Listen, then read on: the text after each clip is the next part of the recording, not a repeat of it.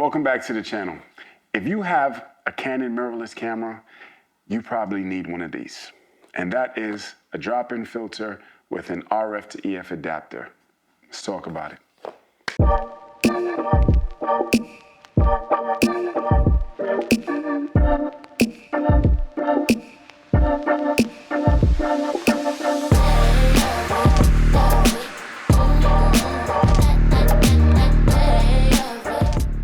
We all know, or if you don't know, what one of these are, and that is an ND filter.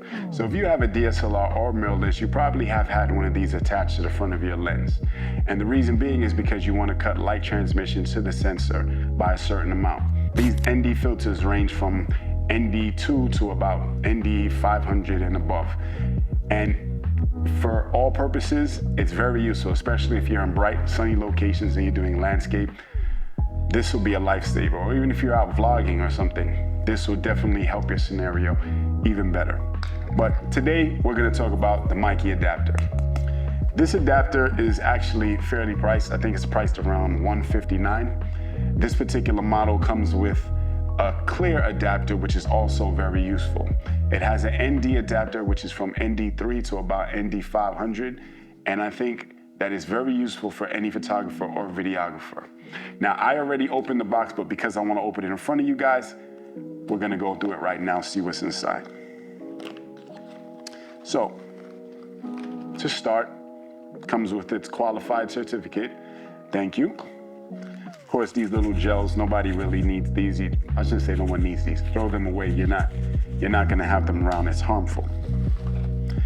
And of course, the prized possession, and that is your Meike adapter. This adapter is actually relatively small. It's nice. It has a nice rubber gasket seal around it. And of course, it has the ND filter, which is the most important part. Now, this ND filter is very unique because I don't know if you guys can see this on here. As I turn the dial, it goes from dark to light, light to dark. Now, the only problem that I see on this dial is that it doesn't exactly say what stop of light you're at, which means you're just going from light to dark, or in this case, it says from min to max. So that's one little con, but it still can be used. So let's put this gasket to this R5 and see how it fits. Fits snug. It's actually very tight if you ask me, all right?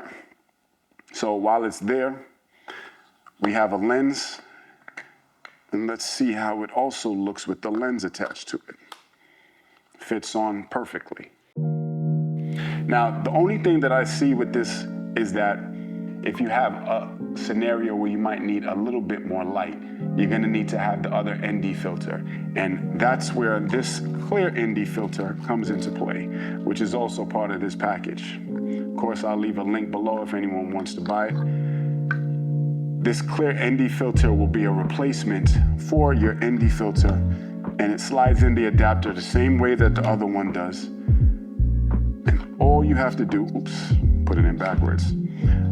Put it in, slide, and you get the same effect. Now, this will mean that there will be no tints or any sort of light blockage on this actual filter. The downside, of course, once again, is another con, but that's not a con to the actual device, is that you have no protection over your front element. Now, usually when you have these ND filters, you usually put them on the front, and in case something happens, the first thing that'll break, or I should say, that will get scratched would be your ND filter, and it's probably a cheaper replacement as opposed to something happening to your lens. So that's a little downside, but that's something that you have to live with. It's a give and take if you're gonna use one of these. As I said, I took it outside already. I went to the soccer field. I found a couple of guys, actually the team, Orlando Health, they were playing soccer. They were practicing, actually, getting ready to practice. And I took some snapshots using the ND filter just to give a scenario of what it would look like, right? The first shot is a shot of it with the ND filter at around min. And it's actually not bad, but the problem is that it's overblown. So this is where the ND filter actually shines. So the next shot is with the ND filter at around mid. So that's to the exact exposure of what I was looking for to get a perfect shot, right?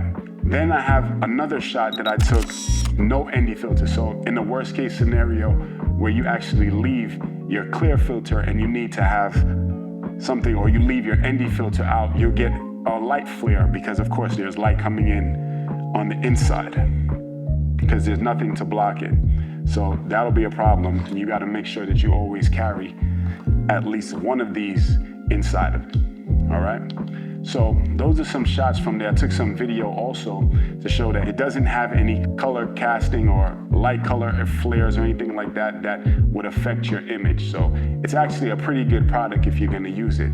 So if you're at events or if you're at a wedding or someplace, especially if you're outside and you need to have an ND filter, this will be one of the perfect items for you. Overall, I'd say it's a good investment. I mean, these ND filters can add up over time as far as fees are concerned. So if it's something that you just want, especially if you're doing run and gun work and you don't have the time when you're changing lenses to also change your ND filter, because the diameter of these also changes with your lenses, you're gonna need something that's universal. So if you're coming from something like, say, a Blackmagic camera where you have an internal ND, or even the Sony, I believe it's the FS6 has an internal ND, these will be a life changer. Let me know down in the comments if you guys use ND filters or if you have ever purchased one of these drop-in filters. How do you like it? Which camera do you use it on? Do you still use it? That's even more important, all right? So don't forget, drop a comment, hit that like button, hit that subscribe button. I'll see you guys on the next video. Don't forget, stay creative.